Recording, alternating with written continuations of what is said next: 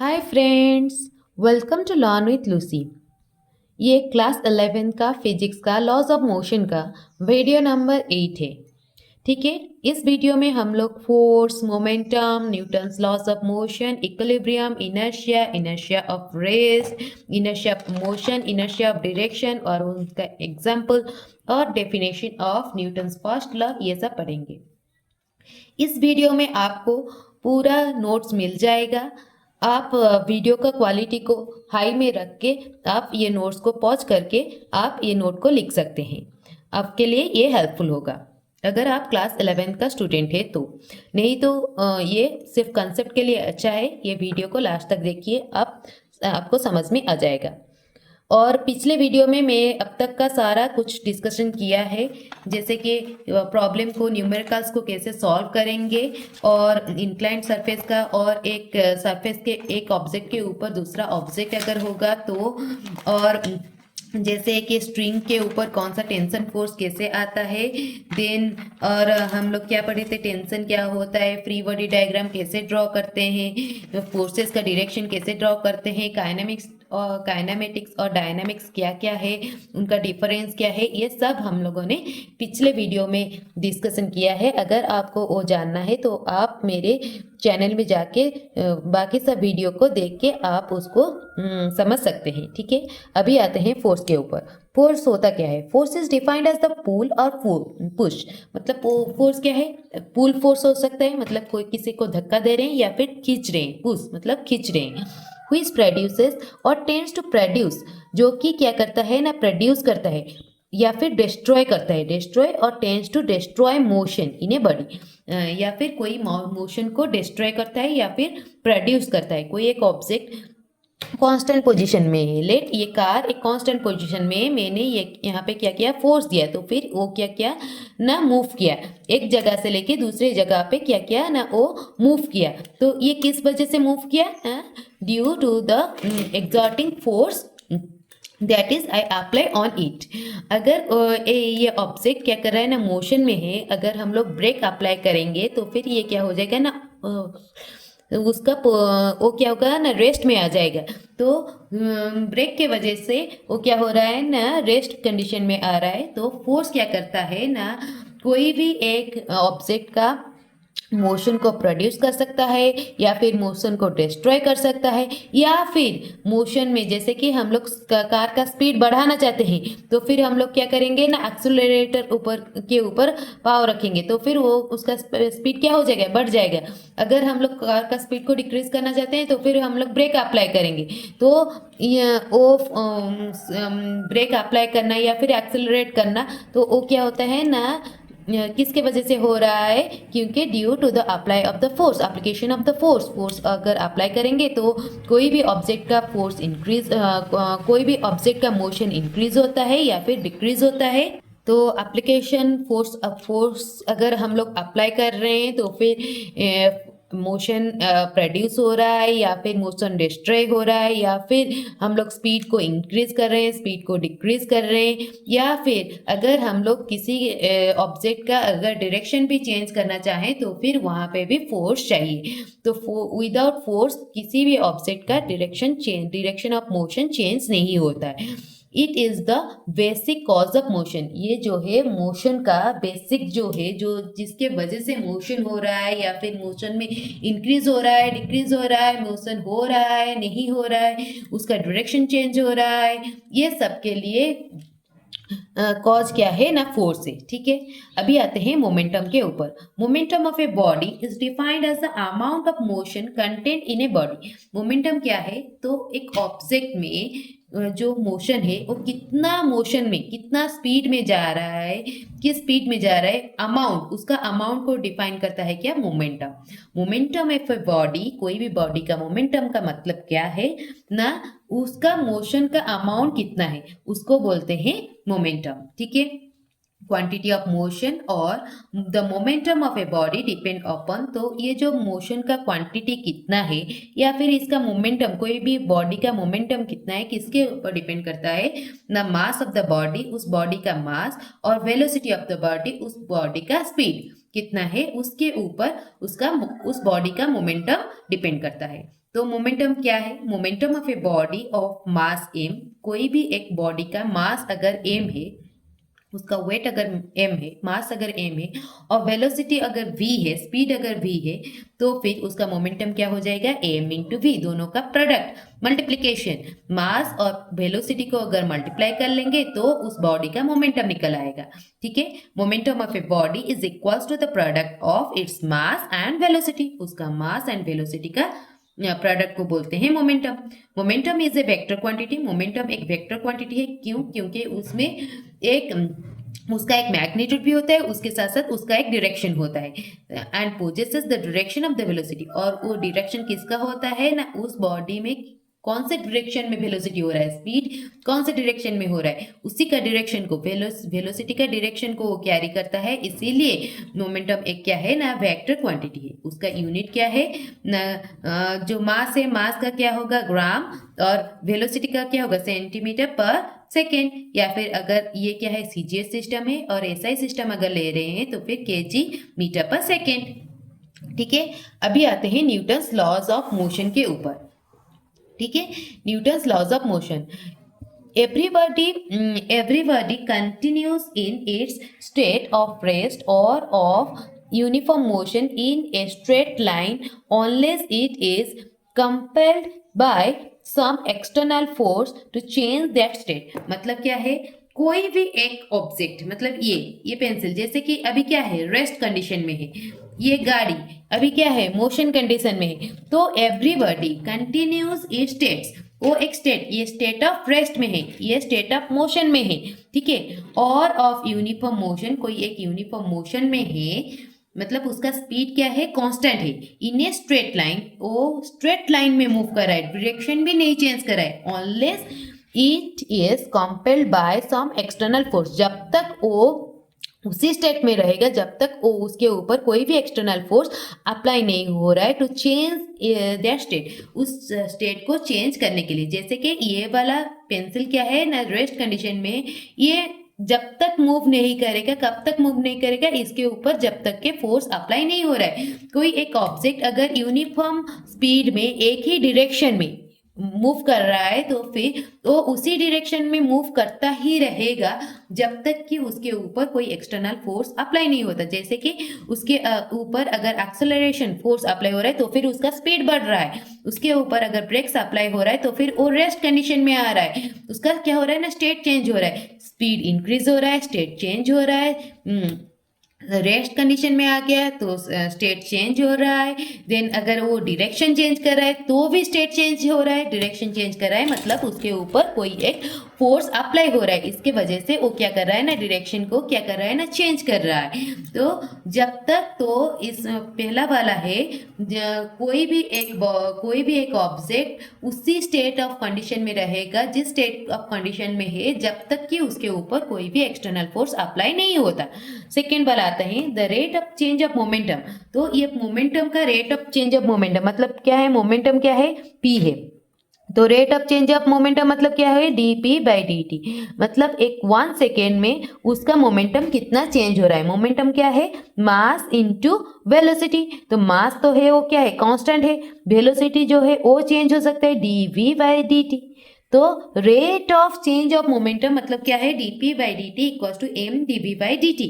Momentum of a body is directly proportional to the impressed force and take place in the direction of the force. मतलब अगर कोई भी body का momentum अगर change हो रहा है वो किसके साथ डायरेक्टली प्रोपोर्शनल है, directly proportional to the force, directly proportional to the force. क्यों, कैसे हुआ directly proportional to the force, dp/dt equals to m भी, p क्या होता है, m भी होता है ना, m तो क्या है, मास है जो कि कांस्टेंट होता है, स्पीड जो कि चेंज होता है। तो मोमेंटम चेंज हो रहा है तो फिर मतलब उसका वेलोसिटी चेंज हो रहा है, और ये चेंज इन वेलोसिटी को क्या बोलते हैं, एक्सेलरेशन ही बोलते हैं। तो मास इनटू क्या हो गया ना, एक्सेलरेशन हो गया, dv/dt जो है वो क्या है, एक्सेलरेशन है, और मास इनटू एक्सेलरेशन क्या है, फोर्स है। तो rate of change of momentum is directly proportional to the force. समझ में आया? देन थर्ड में आते हैं, टू एवरी एक्शन, कोई भी एक एक्शन के लिए अगर कुछ एक्शन हो रहा है, there is an equal and opposite reaction. कोई अगर हम लोग, मैं ये क्या कर रही हूँ ना, पेपर के ऊपर एक एक्शन कर रही हूँ, उसके ऊपर एक फोर्स अप्लाई कर रही हूँ, तो मुझे भी हाथ पे कुछ लग रहा है। कैसे लग रहा है? ये पेपर भी मेरे ऊपर एक फोर्स अप्लाई कर रहा है, जिसकी वजह से कि मुझे भी यहाँ पे कुछ फील हो रहा है। तो मैं इधर एक्शन कर रही हूँ, अपोजिट में ये पेपर मेरे ऊपर जो एक्शन कर रहा है उसको क्या बोलते हैं ना, रिएक्शन। मैं जितने जोर का एक्शन करूंगी मेरे ऊपर भी उतना ही इक्वल रिएक्शन अप्लाई होगा मेरे हाथ के ऊपर। To every action there is an equal and opposite reaction, सभी एक्शन के लिए इक्वल एंड ऑपोजिट रिएक्शन होता है। थर्ड लॉ हो गया।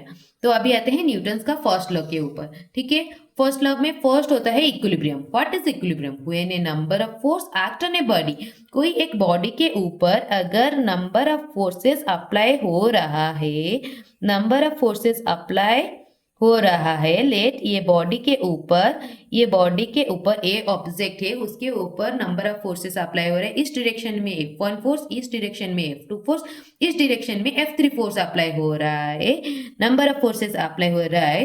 दे न्यूट्रलाइज ईच अदर्स इफेक्ट, और सभी का इफेक्ट को क्या करें ना, न्यूट्रलाइज करें। The body is said to be in equilibrium, तो बॉडी को क्या बोलेंगे ना, इक्विलिब्रियम कंडीशन में बोलेंगे। मतलब तीनों का अगर फोर्स को हम लोग ऐड कर लेंगे तो नेट फोर्स क्या होगा ना, 0 न्यूटन, कोई भी फोर्स नहीं। अगर एक दूसरे का फोर्स को अगर ये लोग न्यूट्रलाइज कर रहे हैं तो फिर मतलब नेट फोर्स जो है वो क्या है ना, अगर 0 है तो उसी स्टेट ऑफ बॉडी को क्या बोलेंगे ना, इक्विलिब्रियम स्टेट। वो बॉडी का उसी स्टेट को बोलेंगे equilibrium state. There is no change in the state of rest और ऑफ मोशन, मतलब उस बॉडी का कोई भी स्टेट अगर वो रेस्ट में है तो रेस्ट में रहेगा, अगर वो मोशन में है, यूनिफॉर्म मोशन में है, तो फिर वो उसी मोशन में रहेगा। ठीक है, अभी आते हैं इनर्शिया के ऊपर।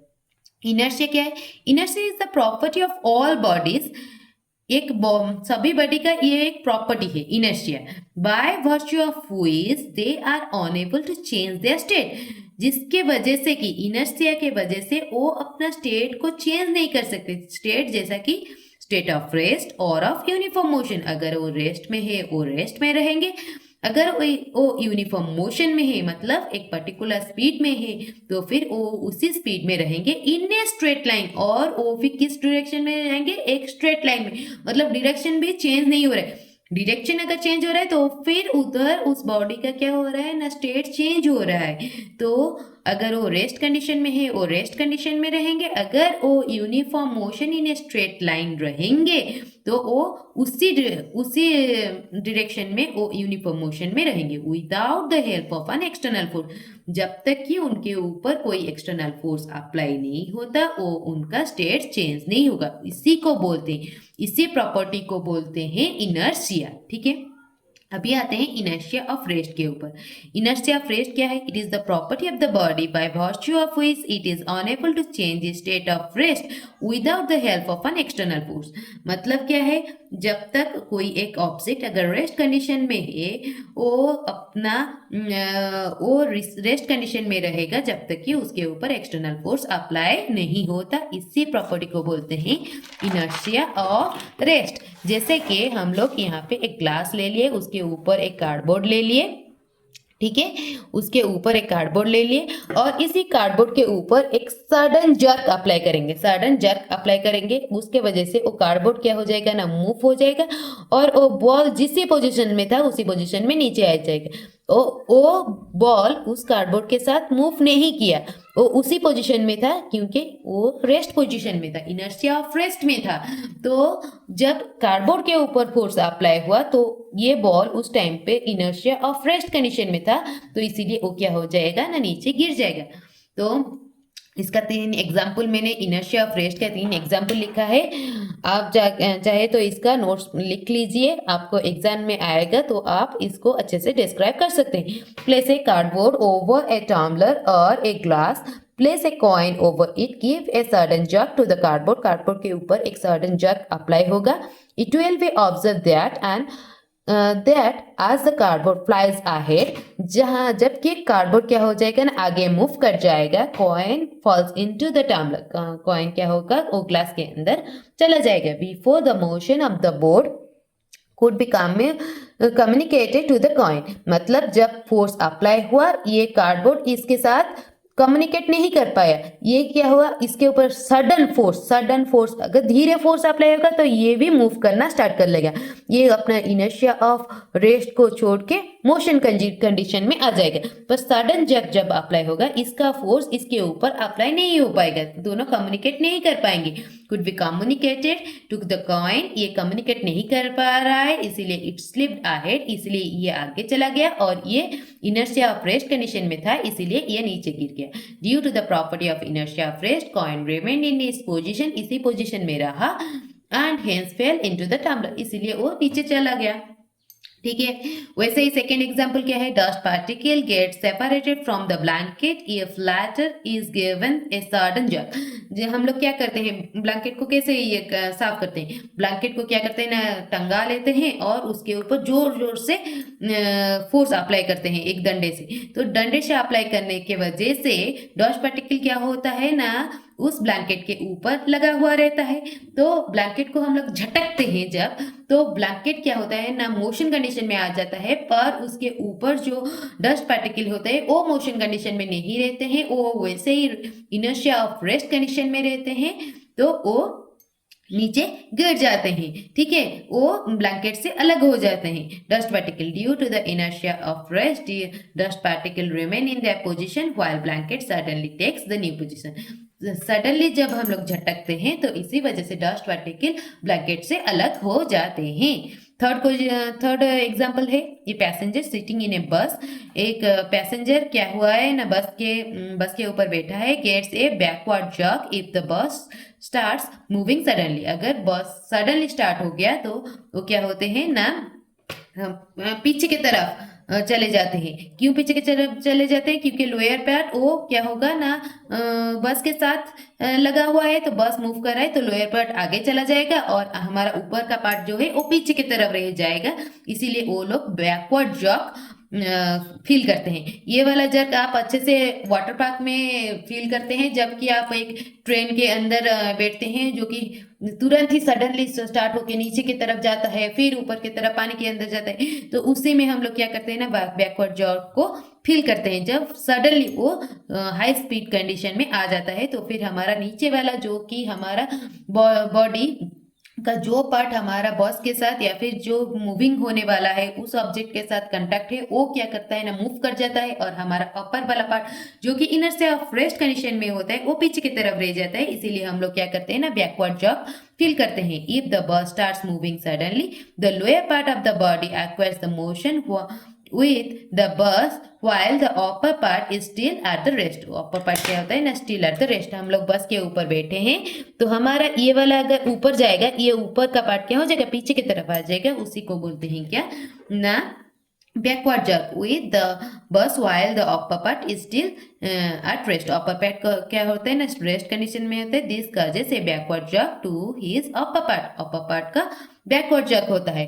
ठीक है, अभी आते हैं इनर्शिया ऑफ मोशन के ऊपर। It is the property of the body by the virtue of which it is not able to change its speed without the help of the external force। मतलब क्या है, अगर कोई एक बॉडी एक particular speed में है तो उसका स्पीड तब तक चेंज नहीं होगा जब तक कि वो कोई एक्सटर्नल फोर्स अप्लाई नहीं होता उसके ऊपर। तो एग्जाम्पल लेते हैं, a man riding A running horse fall forward, तो वो क्या है एक आदमी क्या है ना दौड़ते हुए घोड़े के ऊपर बैठा हुआ है, अगर वो घोड़ा एकदम से रुक जाएगा तो वो मैन क्या हो जाएगा ना आगे झुक जाएगा, क्योंकि उसका जो आगे वाला पार्ट उसका बॉडी क्या है मूविंग कंडीशन में था, तो घोड़ा जब रुक गया उसका लोअर पार्ट जो है वो घोड़े के साथ अटैच था, इसीलिए उसका लोअर पार्ट रुक गया, और आगे का पार्ट जबकि वो इनर्शिया ऑफ मोशन में था तो वो आगे की तरफ वो चला जाएगा, तो फिर वो आगे क्या हो जाएगा ना झुक जाता है। A man riding A running horse fall in the forward direction if the horse suddenly comes to the stop, the lower part of the body comes to rest along the horse while the upper part is still in motion. जहाँ पे कि ऊपर वाला part क्या होता है, उसका motion में रहता है, तो वो ये क्या होता है ना, आगे की तरफ झुक जाता है. Due to the property of the inertia of motion he fall forward. वो आगे की तरफ क्या हो गया ना, झुक गया. ठीक है. तो सेकेंड एग्जाम्पल पे आते हैं. Due to the same reason a person sitting in a bus get a forward jerk as it suddenly stop. तो कोई एक पर्सन क्या है ना, मोशन के ऊपर था, तो उसका पूरा बॉडी मोशन के ऊपर था. अगर बस रह गया तो उसका ऊपर वाला पार्ट क्या है, मोशन की तरफ था, तो इसलिए वो क्या हो जाएगा ना, आगे की तरफ झुक जाता है. ठीक है. थर्ड वाला एग्जाम्पल है. while taking a long jump an athlete has a run a long distance so that the inertia of the motion may help to have a long jump. तो लॉन्ग जंप जब करते हैं तो फिर वो athlete क्या करता है ना, बहुत दूर से दौड़ता है, बहुत जोर से दौड़ता है, क्योंकि उसका बॉडी क्या होता है ना, इनर्शिया ऑफ मोशन में आ जाता है. तो जहाँ पे वो जंप करता है वहां पे वो एक पैर रखता है और दूसरा पैर क्या है, उसका बाकी सब बॉडी क्या है, इनर्शिया ऑफ मोशन की तरफ वजह से वो आगे की तरफ आता है, और जिसके वजह से कि वो बहुत ज्यादा डिस्टेंस पे लॉन्ग जंप कर पाता है. इसीलिए वो दौड़ता है, क्योंकि उसको उसका बॉडी को इनर्शिया ऑफ मोशन चाहिए, जिसके वजह से वो जब एक पैर को रेस्ट कंडीशन में लाएगा, दूसरा पैर उसका क्या होगा, due to the inertia of motion वो आगे की तरफ झुक जाएगा और वो ज्यादा से ज्यादा लॉन्ग जंप ले पाएगा, ज्यादा से ज्यादा बड़ा जंप ले पाएगा. ठीक है. अभी आते हैं इनर्शिया ऑफ डायरेक्शन के ऊपर. It is the property of the body by virtue of which it is unable to change its direction of motion without the help of an external force. अगर कोई एक बॉडी एक particular direction में move कर रहा है, अगर उसका डायरेक्शन अगर चेंज करना चाहता है तो फिर उसके लिए उसको फोर्स चाहिए, एक्सटर्नल फोर्स चाहिए. विदाउट फोर्स वो क्या करता है ना, वो अपना डायरेक्शन चेंज नहीं कर पाता.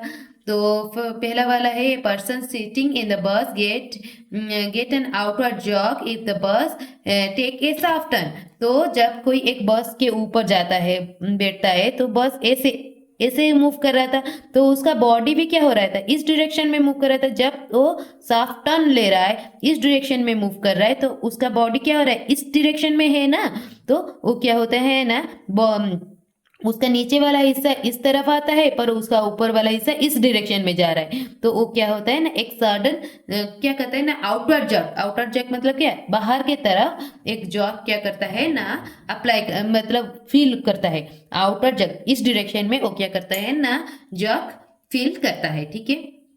ए स्टोन, सेकेंड वाला एग्जाम्पल लेते हैं. A stone tied to a string, मतलब एक रस्सी में एक स्टोन को लगा लीजिए और उसको ऐसे ऐसे ऐसे ऐसे रोटेट करते रहिए. तो फिर वो क्या करेगा ना, इस डायरेक्शन में वो रस्सी के साथ इस डायरेक्शन में वो क्या होगा ना, रोटेट होता रहेगा. ठीक है. इन ए सर्कल, होराइजोंटल सर्कल में वो रोटेट करता है. The stone due to the property of the inertia of direction flies tangentially if the string break. अगर वो स्ट्रिंग क्या हो गया ना, ये स्ट्रिंग क्या हो गया, अगर टूट गया तो फिर वो क्या हो जाएगा ना, आउटवर्ड डायरेक्शन में, इस डायरेक्शन में क्या हो जाएगा ना, मूव कर जाएगा. क्यों, क्योंकि वो एक ही पर्टिकुलर इस यहाँ पे उसका डायरेक्शन क्या था, इस डायरेक्शन में था. तो फिर यहाँ पे क्या हो गया, इस डायरेक्शन में हो गया. तो उसका हर पोजीशन में डायरेक्शन कैसा होता है, स्ट्रेट होता है ना. हर पोजीशन में उसका डायरेक्शन क्या, टेंजेंशियल होता है. अगर इस पॉइंट पे उसका अगर स्ट्रिंग अगर कट गया तो फिर वो क्या हो जाएगा ना, टेंजेंशियली आउटवर्ड वो क्या हो जाएगा ना, चला जाएगा. तो इसको क्या बोलते हैं ना, इनर्शिया ऑफ डायरेक्शन बोलते हैं. देन अभी आते हैं definition of the Newton's first law. First law का डेफिनेशन पढ़ते हैं. Newton's first law states that there can not be any change in the state of rest. का कोई भी रेस्ट, अगर कोई भी स्टेट में चेंज नहीं होगा अगर वो रेस्ट में होगा, और that of motion of a body unless some external force act upon it. Newton का फर्स्ट लॉ बोलते हैं कि जब तक हमारे कोई बॉडी के ऊपर एक्सटर्नल फोर्स अप्लाई नहीं होता तब तक उसका किसी भी स्टेट में चेंज नहीं होता. अगर वो रेस्ट में है, रेस्ट में रहेगा. अगर motion in a particular direction है तो फिर वो उसी डायरेक्शन में यूनिफॉर्म मोशन में मूव करता रहेगा जब तक कि उसके ऊपर एक्सटर्नल फोर्स अप्लाई नहीं होता. ठीक है. और एक डेफिनेशन क्या हो सकता है, force is an agent which is capable of producing any change in state. Force क्या है? एक एजेंट है जो कि क्या करता है ना, स्टेट को चेंज करता है। कौन सा स्टेट को? स्टेट ऑफ रेस्ट और that of motion including the direction. Direction को भी चेंज करता है। कौन चेंज करता है ना? फोर्स चेंज करता है। अगर मेरा पढ़ने के तरीका आपको पसंद आया, please like share and subscribe my channel, share it to more class 11 student or plus 2 first year students so that they will get the notes and they can clear their exam. अगर कोई doubt है please comment में in the comment section. अगर कुछ question है इस chapter को छोड़ के दूसरे चैप्टर का अगर कोई क्वेश्चन डाउट है तो फिर आप मुझे कमेंट में बता सकते हैं, तो मैं उसका वीडियो आपके सामने लेके आ सकती हूँ। Please subscribe my channel. Thank you so much for watching.